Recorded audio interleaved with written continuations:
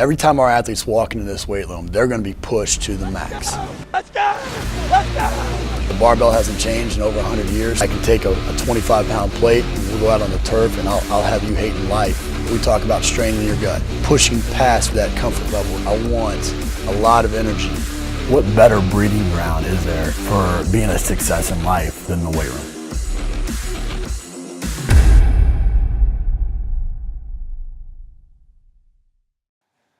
Hey guys, welcome back to Iron Game Chalk Talk. I'm your host, McKeefery, and this is episode number 195. Excited to have Corey Beasley with us. Corey is the owner of Fight Camp Conditioning. Got a chance to get to know him a little bit and just really respect the job that he's doing. And like me, has a podcast, puts out lots of educational content, and obviously has niched down to the combat sports, specifically mixed martial artists, and works with a variety of those fighters. But we jump into a lot of things in this episode. We talk about his journey from going from a gym owner to more of the online space, from working with a variety of populations niched down to specifically fighters. We talk about just what a typical off-season and a typical fight camp prep looks like, and lots of other things. I think you're really going to enjoy this episode. Really like what he does from an energy system development. It's one of the ways I connected with him with our connection with Versa Climber, Versa Pulley, and just think that he does a fantastic job, especially with the conditioning space. And so want to make sure you would get to this episode. Before we do, we want to recognize our sponsor, Woodway. As you guys all know, this is a new sponsor for us this year, but it's not new to me in terms of the use of the product. Every facility that I've been to, I've put a Woodway treadmill in between, whether it be the Curve or the Desmos or whatever. It is by far, in my opinion, the best treadmill out there, and just continues to do things on a really, really high level, continually pushing the envelope. And again, I just like companies that are innovators, and so now there are lots of companies coming out with versions of the Curve, but they were the first, and again, I think as practitioners, we need to continue to respect that and appreciate that and support that so that companies can continue to push the envelope. And so I think the world of Woodway. I think I'm excited, super excited that they're involved as a sponsor, but also a part of our summit package. If you have not checked out the Play Summits, go to playsummits.com. They will be at the summits as well, where you get a chance to interact with them. But in the meantime, please jump on their social media. Let them know that you appreciate them being a part of Iron Game Chalk Talk and supporting what we do, so we can continue to bring this to you for free. So let's sit back, let's enjoy this episode with Corey, and we'll see you on the other side. All right, guys, welcome back to Iron Game Chalk Talk. Excited to have Corey Beasley with us. Corey's out in freaking 80-degree weather right now, something like that. You said wearing a sweatshirt. Yeah, just to make us we're all lucking feel out. better. It's about 70, 75 today. No, that's good, man. Well, hey, brother, I appreciate you coming on the show. Runs fightcampconditioning.com and has worked with UFC fighters throughout his career, and variety of experiences, really, and so Yeah. Let's dig into that a little bit. What kind of how you got into strength and conditioning, and what's led you there to kind of running your online business. Yeah, I mean, I started training about 18 years ago. I went to University of Iowa and studied recreational therapy, which is working with people with disabilities and elderly kind of populations that need a little bit of special attention. And got out of college and worked in a couple facilities that were out, doing that type of work. And the practical application of it really wasn't my scene, right? So I took a job at a local studio and personal training place, and really lucked out at that spot. This guy Tony Bruno gave me my first job, and he made me shadow him for about 3 months, pumped me full of videos and stuff like that to watch, and really helped me kind of point in the right direction from the get-go. And that made a huge impact. I mean, I still talk to him to this day and ask him questions and stuff like that. So that really helped kind of get things started. I worked there for a few years and then transitioned over to Lifetime Fitness when they were opening up in Chicago, and did the corporate thing for a few years, which is cool. I mean, every step of the way, I learned a lot just from a foundational standpoint at Tony's gym. At Lifetime Fitness, it was kind of getting thrown to the wolves because I really wasn't used to doing sales and stuff like that. So, having 10,000 members and just being able to stir up business, so to speak, Mm-hmm. was kind of a cool learning curve. I didn't really like the corporate thing, but I think that was an important piece of the puzzle. I think that if you're going to own a gym and stuff like that, sales is vital, No doubt. right? Even though Absolutely. nobody really likes talking about it. But from there, I went independent. Just was working with people one-on-one for quite a couple years, and then moved out to California because I had a buddy fly in. And it was 1 degree and blowing snow in Chicago, and he's like, "Dude, why the hell do you live here?" You know. That's right. And at that particular time, I really didn't have a very good answer. So he said he had a rental house out in Southern California. He's like, "Why don't you just move out there, see what you can do?" And that was 10, almost 11 years ago. And moved out here, kind of figured some things out, independent, ran a bunch of different training courses and stuff like that out of somebody else's gym. And then we opened up 2 facilities out here in Southern California. And I just sold those off in April of last year. So, yeah, man, it's been a cool ride. And now you kind of do a combination of some individual training and then some online stuff as well, right? Right. Yeah. I mean, I love standing in front of people. But opening gyms and running those facilities and stuff like that, just at least for my situation, wasn't exactly what I wanted. It didn't really have the end result that I wanted. I want to spend a lot more time with I got a 1-year-old boy and a new wife, and I want to make sure that stuff works first. No doubt. Got to have the home team right before you can even focus on anybody else's team, is my Yeah, opinion. absolutely. You mentioned something in there that I want to dig out a little bit. You talk about sales and how, this is something that's common. I hear from a lot of coaches. They don't want to sell themselves, or they don't want to go into performance training or something because of sales. And it's almost this dirty word Yeah, that they say. But the reality is this: is whether or not you are working for your own and you're having to drum up your own business, or you're working in a university or professional setting. You're yeah, selling yourself each and yeah, every day. absolutely. What were some of the things that you learned, kind of having been in that lifetime fitness or being on your own, um, when you've had to develop that skill set that could be applied to maybe some of the college or pro strength coaches that are listening? I mean, I think initially it was just insecurity as a new coach, right? And it's like, okay, well, there's all these people in there doing their own thing. But I mean, looking back at it now, knowing what I know now, and as confident as I am in what I do now, um, I mean, I'd walk into a big corporate gym and laugh. I'd be like, douchebag, you've been on that same damn treadmill every single day for the last 5 years doing the same thing. Right. You do those 5 machines, you got to stir things up and do things a little different. And then I'd want to help them. Like before, I was always internalizing it to myself and being like, I don't want to bug people and this, that, and the other. Where now I realize that so many people are doing so many things wrong that I just have like a helping heart, so to speak. And not to sound cheesy, but it's just like I really do want to help people change and get better, Sure. right? So with that, I'm like, hey, right now, these days, I'm like, hey, here's what I've done. Here's some of the things that I see. If you want me to help you, dude, I'll help you. And if you don't, hey, maybe I can point you in the right direction and give you some other resources to point you and help you on your ride. But that's it. I mean, that's really my sales pitch at this point. Right. You know what I mean? And I'm like, if you want my help, cool. And if you don't, maybe I can help you some other way, with social media or the internet or online tools and stuff like that. I think we can help a absolute ton of people, but maybe we help them in different ways. Mm-hmm. So, No, I could agree with you more. I think, again, just pulling a couple things out of that. I mean, you got to have conviction. You get conviction based off of years and years of experience and reading and yeah, diving into the technical side of things. But then you got to believe. You got to believe in your product. I mean, yeah, if you're selling you, that's you're selling yourself. If it means that you're part of an organization or a team, you're selling your yeah. product as to your off-season program or whatever it may be. But I couldn't agree with you more. When you go out on your own, when you've gone through those processes, you make tons of mistakes. What's been maybe the biggest mistake you've made, and kind of how you learn from it? There's been 2 points in the last bunch of years where I almost didn't want to continue training anymore.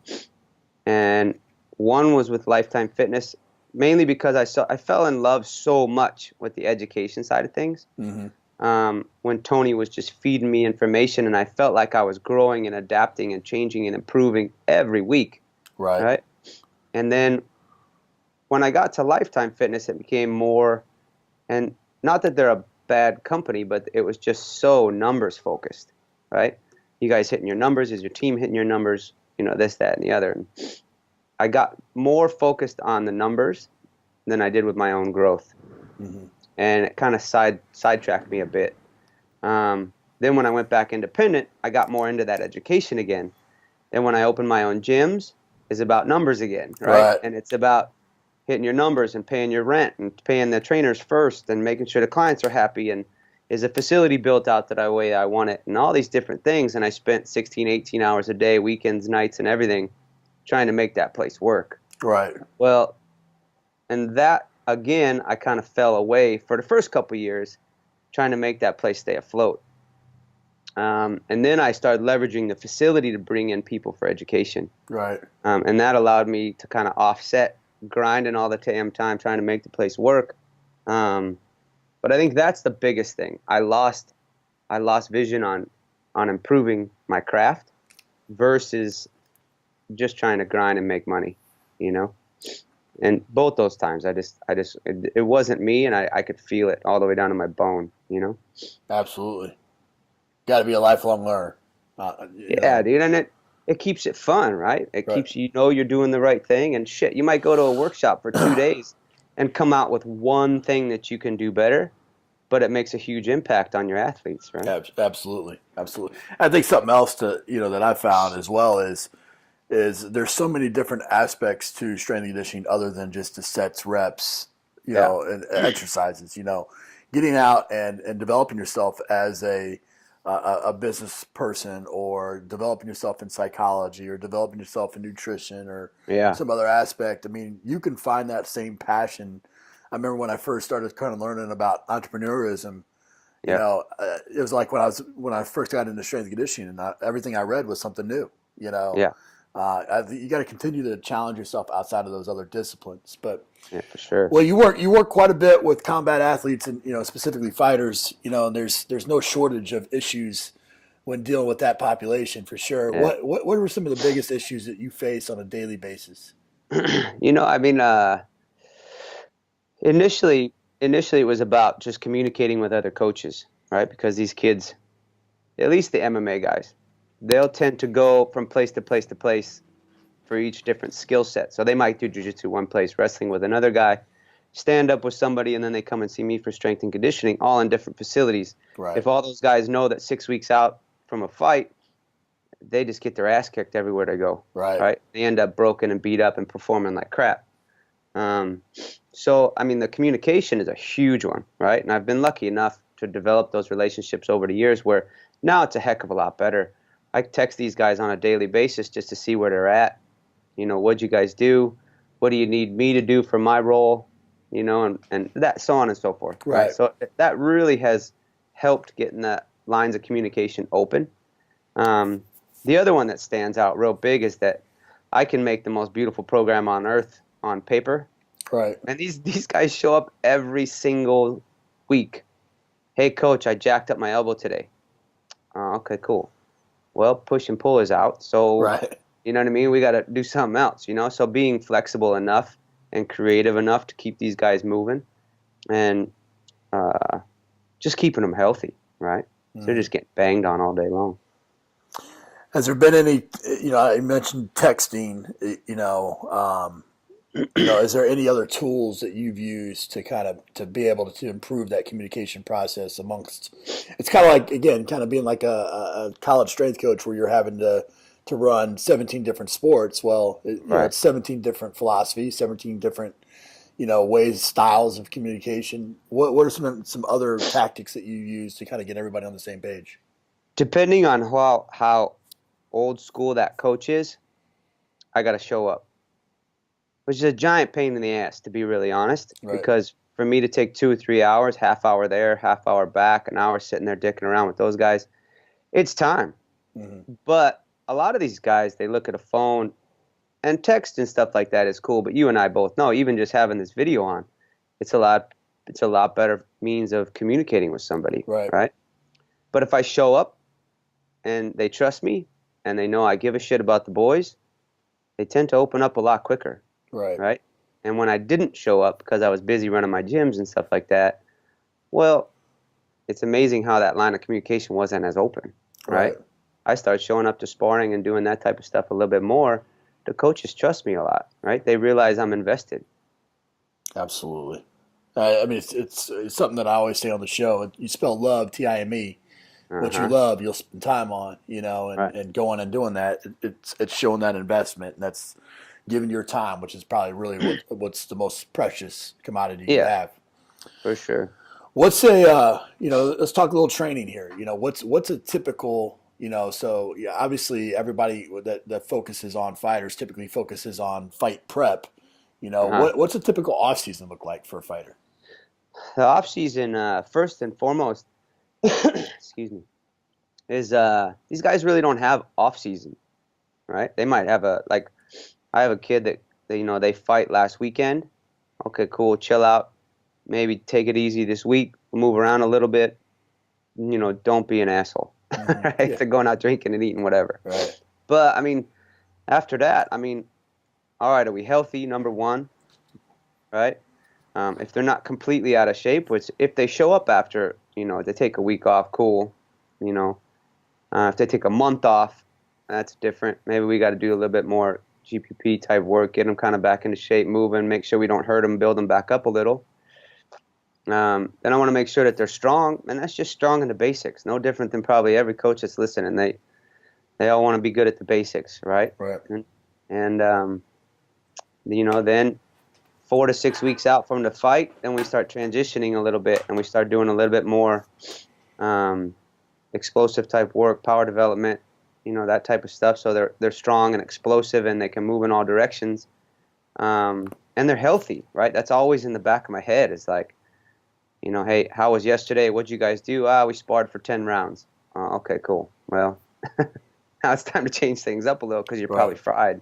Right. And I used to do a little bit more conditioning type work, but the more and more I go and see what these kids do on a daily basis, I really I do a little bit of aerobic development stuff more as recovery for those guys, like if they sparred hard the day Right. before. And then just strength and power stuff, because they don't need to be grinded with me when they're getting grinded stand-up, Sure. grinded at jiu-jitsu. What'd you guys do? We wrestled for 90 minutes straight. Okay, cool. Well, I don't need to do that conditioning stuff because they're getting it, Right. right? I need to work around whatever they and fill the other holes or qualities that they're not getting from their technical coaches, right? Sure. Well, when you do get guys like, that maybe are coming off that month, that are getting back in it, that do need some of that energy system development, you don't want to keep just beating them up. You don't want to just pound No. pavement with them. You don't want to, do all kinds of real high intensity interval training, things along those lines. What are some of the things that you're doing, tools, tactics that you're using for energy system development? One of my guys is a little bit older. He's fighting here in the next few weeks. Older being like 32 years old. Yeah. Right? Ancient. But he's got a laundry list of injuries Right. and surgeries and stuff like that. So we've had him in the pool for the last like 6 to 8 weeks, and doing all kinds of movement drills and even just punching with like paddles and stuff like that, just kind of getting him moving, right? And we've used that because of the super duper low impact. We also use VersaClimbers a ton. I like that it moves contralateral, like opposites are moving together. And again, there's no impact, right? The more I can do with these guys that has very little impact on their system, Right. I think the better, right? Just less wear and tear. Sure. So now, I mean, obviously you said that there's not very much time in the off season, if in any at all. But now, when you do get them for fight prep, how many Yeah. weeks? How many weeks out are you going typically? What's a general week look like? Well, they'll typically spar hopefully 1 or 2 times a week, right? Some of them will spar or go live on a daily basis, and with the coaches that they're dealing with, it's kind of hard to convince them otherwise, right? So I try to vary the intensities throughout the week so that they're kind of always 3-4 weeks away from being tip top, right? So maybe one day is more of a aerobic capacity type day where they're going pretty easy. And, that's more of the corrective circuit style training type stuff, but it's real, real low intensity stuff. So just to get them flushed out, so to speak, right? Right. So they're healthy. And that's when we'll work on a lot of the weak links if we're working on their feet or their hips or their stomach or their upper back or whatever it is, right? And I'll just kind of work that stuff in. Um, Maybe another day is more strength oriented, where they're doing just pure strength work, trying to get them really freaking strong. And then the third day, if they're coming in 3 days a week, is more on the power side of things, power development. And I have to kind of do it that way because you never know when they're going to get called, Right. right? Plus, I have to coordinate with all these other practices that are going on. And so it's typically full body 2 or 3 times a week, varying the intensity throughout the week so that they stay healthy and they're pretty well rounded. With those athletes, you're talking. As I'm having this conversation with you, I'm sitting in my wife's and ours wrestling facility, Oh, right on. and my son's a pretty solid wrestler, and we just ended up opening a place for his team to be able to practice essentially. Ah, cool, man. Gave me an office, but I wrestled in high school, played football in college, but wrestling still to this day is the hardest thing I've ever done. Oh, yeah. And it's this perfect. It's not balance. It's this blend of strength and power and speed and aerobic ability and anaerobic Yeah. abilities. Yeah. All in one. And so segmenting out like that, you found a lot of success with. But how do you keep them so that they're consistently developing all those skill sets across the board? When say maybe that coach says, we're going to go live 3 times this week, so you don't get your correctives day, Yeah. or your power day, or whatever it may be, or they get Yeah. called up for a fight. Well, most times, I mean, because whether they're training or for their fight, even if they're in the room, somebody else has got to fight. Right. So guess what? You may not be sparring for you, you're sparring for them. Yeah. Right? So that's always there. Yeah. Right? If you find a wrestling team that doesn't go live, like, I'll be shocked. Mm-hmm. Right? So really, it's just for me, it's about communicating and adjusting intensities and volumes for what they did. So you got to be really reactive almost, and if the coach will listen, like a few of my guys where I talk to those guys every single day and they were all coordinated as a crew, much easier, right? But with the high school guys or that level, it's about just controlling the dosages a lot of times, versus if the coach says, yo, we're gonna, we have a big tournament on Saturday and Thursday, they just decide to brawl for 90 minutes straight. Well, that's probably just bad timing. Right. Right. Right. And I think with just the less they can do, the better at that age. Like my brother's son is in junior high and he's wrestling, and he runs cross country and longer distances, right? So he's just a beanpole, but he can run his ass off. Mm-hmm. So I'm not worried about his aerobic development. I'm like, yo, dude, squat, lunge, do some pull-ups, do some push-ups. He's young, he's skinny. Right. Right. Not to do much, but that's gonna yield a lot for him. Sure. Right? I said, Lo, if you just do that really, really simple basics 2 or 3 times a week, Riley, trust me, you're gonna do good. Right. You know what I mean?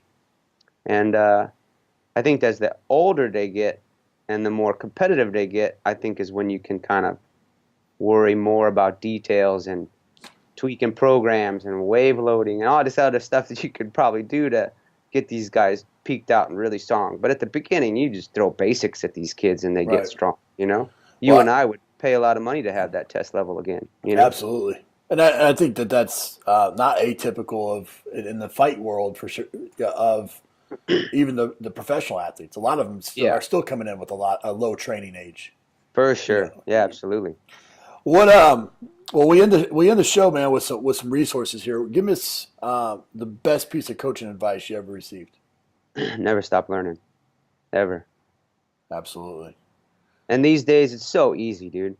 Like, so easy with the amount of workshops or books or online resources and stuff like. I mean, you could it's overwhelming, all this stuff, you know? You can always have something at your disposal. And like podcasts and stuff like that, download them on your phone. I haven't had the radio on in my car in 5 years, Yeah. you Yeah. know? Me too. You mentioned websites and stuff. I mean, you run in fightcampconditioning.com. Tell us a little bit about that. When we opened our second gym, the first gym had shirts and gloves and fight banners and stuff all over the place. It was cool as hell. I would give a lot of money to have that place back. But it scared the crap out of the general public, right? Right. People coming in paying the bills didn't like that so much. Once they got to know the boys, they realized, oh, okay, cool, this is fun. I like this. And then they enjoy watching them because they're like, oh, I train next to that guy. Right. But when we opened the second place, we decided, like, yo, the fight thing probably isn't the best branding that we could do. So we completely rebranded that. But my heart and soul was in that world. I loved helping the boys, right? It reminded me of wrestling when I was young. And so I started that website. But I also realized I didn't know everything. There's also a lot of guys out there doing great stuff. So I decided to make the website all about showcasing coaches and programs all over the world that work with the boys. And so it's been fun, man. I get to do it like similar to what you're doing. I get to sit and talk shop with guys that, about what they're doing. What are you doing? Wrestling coaches, guys that work with jiu-jitsu guys, boxers, over in England, or Muay Thai guys from Thailand, or, getting to pick these guys' brain. I'm like geeking Right. out all the time. It's fun as hell, know? Absolutely. And then we just put content up that's for that niche, right? We're just trying to help those kids develop better programs, develop their weeks a little bit smarter, and help them prep for competition so they can come out strong. No, that's awesome. I think, anytime you put out content or you got the opportunity to talk with a variety of coaches, you become that much better of a coach yourself. And Oh, man, it's so cool. I love it. That's my favorite part. Me too. Me too. Absolutely. Well, give us, the last question is a book, app, website recommendation. Um, And you As said far book. as- You said book early, like you're like what kind of book? And I'm the same Yeah. way. I go, I rotate between, a strength and conditioning book, a business, leadership book, or and then a family book, and I kind of rotate on that schedule every week. I rotate, and so one week will be a strength book, the next week will be a leadership book or whatnot. But Yeah. give us, whatever your categories are, kind of the lanes you stay in. Give us a I think suggestion. I think there's probably on this website, looking through all the podcasts and stuff that you've done, there's probably enough strength and conditioning info on here to kill a horse, Yeah, right? probably. You guys got it covered. Yep. Books, as far as just like you said, it's a lot more than sets and reps. But simple things like How to Win Friends and Influence People. Yeah, Dale Carnegie. Yeah, dude, if you don't connect with the people standing in front of you, they don't trust you further than they can throw you, Right. right? And you have to let those people understand that you give a shit about them, right? So then they're there for them. And if you do that, bro, you don't stop. You stop coaching them. 10 years from now, they're still calling you saying what's up. Right. I think that's a big one. Going through adversity, which we'll all go through. If you're opening a gym or at a college or whatever facility you're at, the shit's coming. Get ready for it. It Right. always is, and failing forward is a really, really good That's one. a great one. And then another one, when I had the facility, which really helped me personally, is you're always going to be dealing with different types of people. So I tend to put my head down and just work, right? I work hard every day, or up early, and I'll stay late, and I enjoy it. I like it a lot. But other people, you try to push them like that, and it doesn't turn out so well. So there's a Right. book called Strength Finders 2.0, I think it was. Yep. Wrath. Dude, it was cool because you realize why people act. They're not just being a pussy. They're just that's how their mind works. Yep. And when you realize that and you can work around other people's personality or the way that they think, you have to be able to develop a team as well. And that's always a big one, right? Agreed. An app and a website? As far as apps go, I think now these days, I was thinking when you asked me that, there's so much social media stuff, right? And a lot of it's nonsense. But for guys that are actually putting together good work on a daily basis, A lot of guys don't like to market themselves, but it's with cell phones, it's so easy to get snapshots of what you got your boys doing or girls or whoever it is. Right. And sharing that stuff because people want to see it, Great. especially if it's cool stuff. There's an app one of my clients, he owns a big marketing company, gave me, and it's called Adobe Spark Post. Yeah. And dude, it's the coolest, most simple thing in the world to edit and add quotes or words or your logo or whatever, and it looks nice. Yeah. Right? And I use that for daily posts. I use it for my podcast. I use it for everything, like social stuff all the time, specials, flash sales, whatever it is that we got going on. And it just made my life easy because I could still be out running around my wife and my kid, and if she goes in some shop or something like that, I could sit on a bench and finish something. Right. And it made my life easier. Agreed. Well, that's what technology is supposed to do, right? Yeah, that's the idea, right? Well, man, I really appreciate you coming on the show and sharing with everybody, and just can tell that you're just a cool cat, man. You just you do what you do, and the way that you go about your business is, I think going back to what you said early on about just believing in what you do, having that conviction, and then really having a genuine desire to help people. If you have those two things going for you, you're going to be pretty successful all the way around. And obviously, you've had tons of success. And just really appreciate you coming on and sharing that with everybody. Yeah, thanks for having me, man. I appreciate it. That's it for this episode of Iron Game Chalk Talk. Thanks to this week's guest as well as our sponsors for bringing this episode to you for free. Make sure to check out ronmckeefery.com where you can join our mailing list, find the show notes, including all the links and resources mentioned, and information about Coach McKeefery's other products. While you are there, please join Coach McKeefery in the comments section thanking our guest for sharing.